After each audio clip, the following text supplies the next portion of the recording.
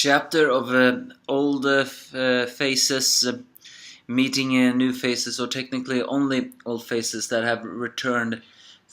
Then things are really shaping up to be promising a little bit of more excitement in the One Piece community. Although I'm still a bit worried exactly how long this Reverie arc is gonna be. At least it's not disappointing with all the introduction of the characters. What happens once everything starts? That may very well be the thing. Either way, the Angry Enemy fan here, the Despair Viewer, bring you chapter 905.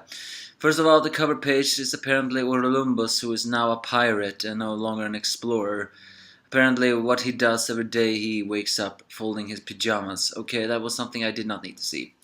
Either way, we are introduced to the new Marine Ford. Apparently, that the Marine Ford that was fought with the war against the Whitebeard and Blackbeard pirates was greatly destroyed.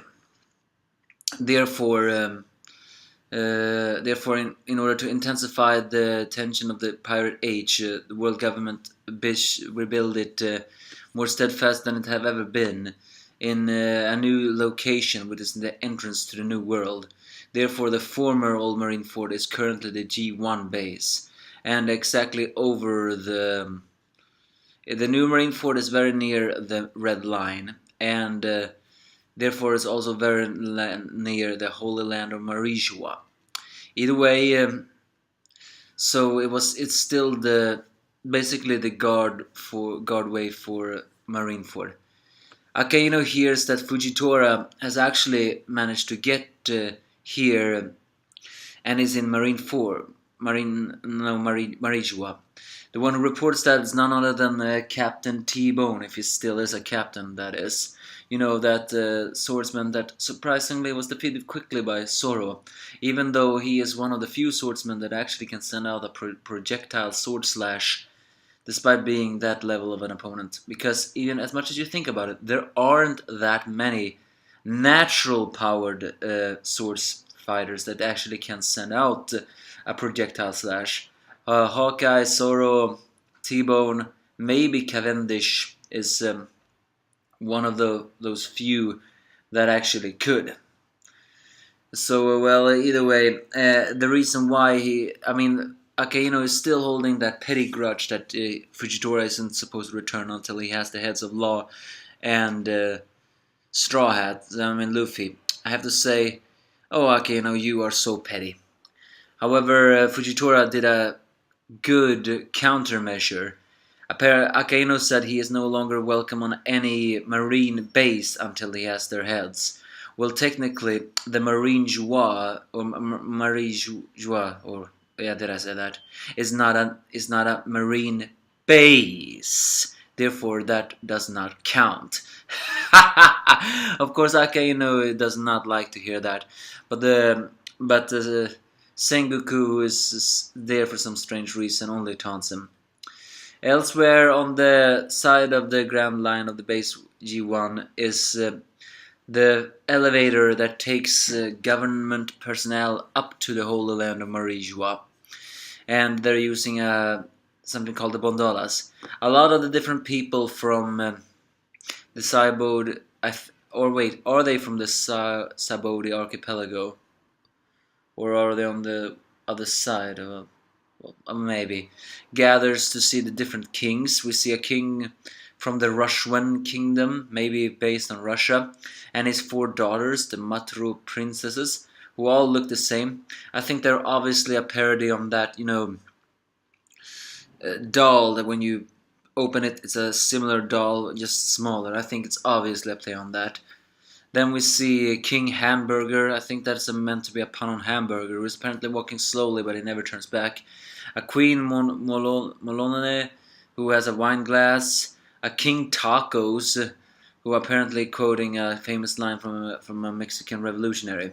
The way his hat is makes me think of that annoying bounty hunter from Dressrosa.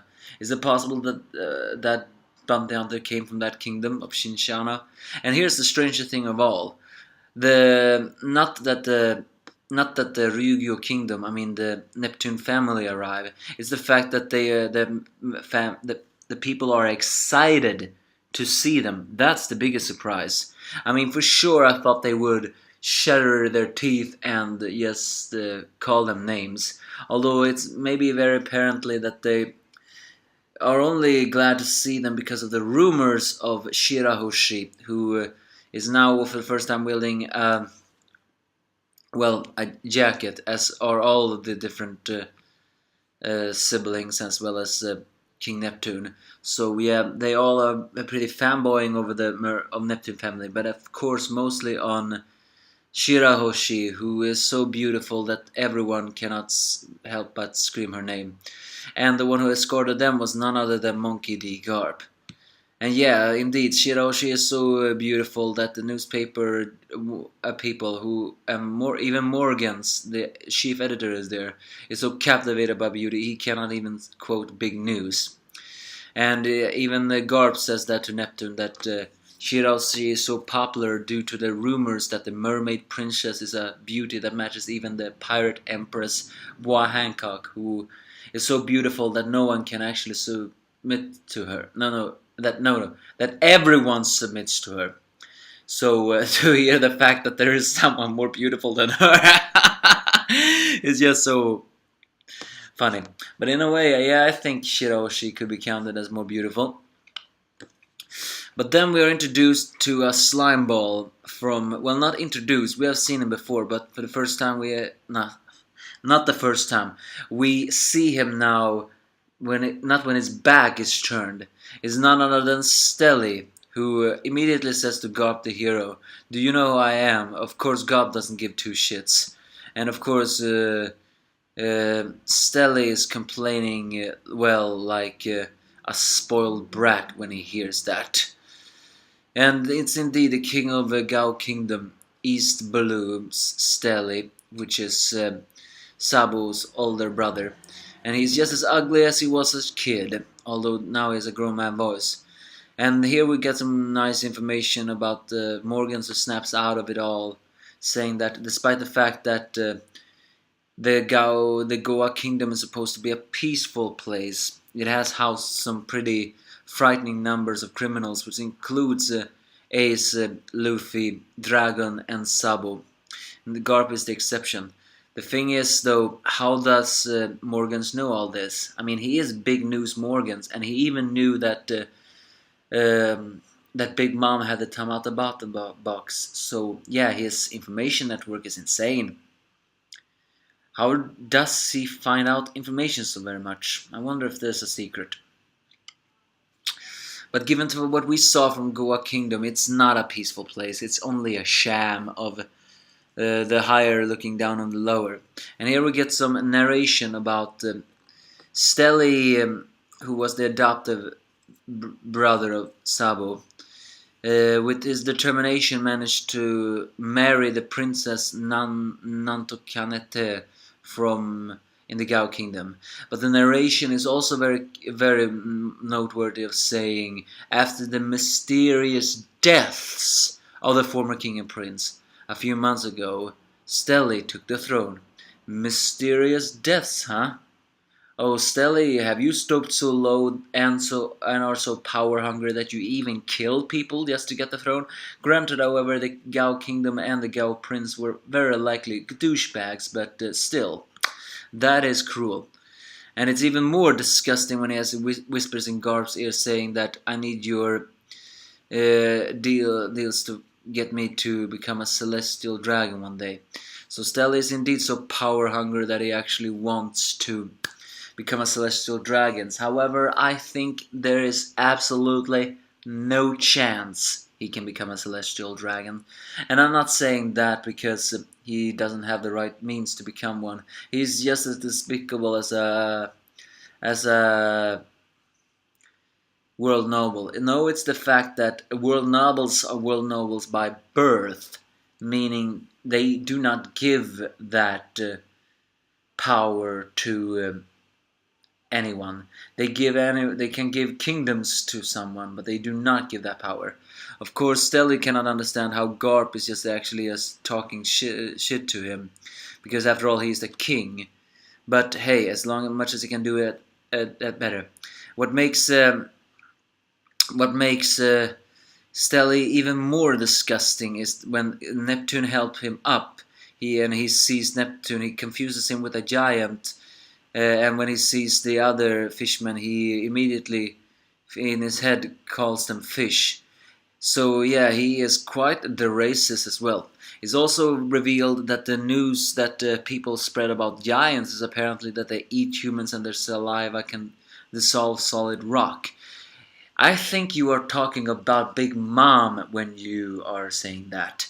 And the fact that when he sees the fishman and says in the head, calls him the fish type with a rare disease, it's just so disgusting.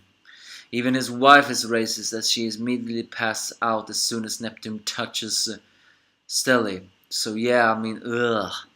Stelly, you were a douche when we saw you the first time, but I have no idea you would fall this low before. So after that, the Neptune family says goodbye to Garp as they go up in the mountain, and we see a beautiful scene as Shiraoshi and the Neptune family see the sky and the sun for the first time as it sparkles in the ocean. They all realize exactly here in this moment, this is a beautiful world. Although technically I wouldn't call the world beautiful, in this one moment one could say it's indeed beautiful. Just as Queen Otohime said, there is a beautiful world up there for them all to see. And Shiraoshi can only weep tears of joy and saying that I really wish for all of us to get to this place. Elsewhere, near Fujitora, he has an unusual guest. Who is that guest? Well, that is none other than Admiral Ryukuju, Green Bull, who, by the way, we only see in silhouette, but he appears to be a man with long hair. And he also appears to be a lazy guy, who, as Fujitora mentions, that he went on a long journey and tried to meet Vegapunk but couldn't. But apparently Vegapunk has built something so incredible that the seven Shibukai, that the Shibukai system is not needed anymore. What could Vegapunk possibly have built that is stronger than a Shibukai? An advanced pacifista or something else? Is this a coincidence though? That the Revolutionary Army is attacking just as Vegapunk has apparently created a powerful thing? Or has he perfected his giant formula? Nah, that's impossible. Where is it? But Ryugoku, well, it's too soon to tell exactly what kind of admiral he is. He appears to be a very, I wouldn't say light-hearted man, but a very lazy and a little bit loud man who takes things. But it's what makes him most strange is the fact that he, for some reason, actually has been fasting from food the last 3 years. Why? We have no idea. How the hell can one man even fast for 3 years is a miracle. However, I think when Luffy will hear this, he will probably faint because he will say that's impossible. So yeah, Ryugoku is quite powerful to be able to fast for that long. And wonder why. He also makes some offhand comments that the translations have different. He apparently says something like, if a beautiful lady fed me, or something like, if my sister were the one to feed me, then I'll gladly eat. So, I mean, it's not exactly known for me what translation is right. Why is he fasting? Does he have a devil fruit that contradicts this? No idea. Elsewhere on the Kawabaka Kingdom, it's revealed that not all the revolutionaries are at the reverie. But as Betty Boop actually tells to Koala that she fights for the fishermen people, that much is apparent. But now the Ryugu kingdom is in the reverie, so this will be complicated. But Koala actually tells that the goal of the revolutionary is not to destroy the government, it's the Celestial Dragon that controls it. Betty Boop is a commander, and she did not even know that? Is it possible that Dragon is lying to Koala? I mean, it's true, destroy the Celestial Dragons and the system can finally change. But the world government is not exactly free from corruption either. So, my question is Koala misunderstanding what Dragon really wants? Or is it possible that Dragon intends to destroy the system in a different way? Who knows? But either way, Stelly is paranoid as the floats goes up, but despite his paranoia, He apparently has seen Mosi, although no one of course believes him. He also sees the crows who is panicking when he sees them. And we all know who those crows are. Those are definitely Karasu's crows.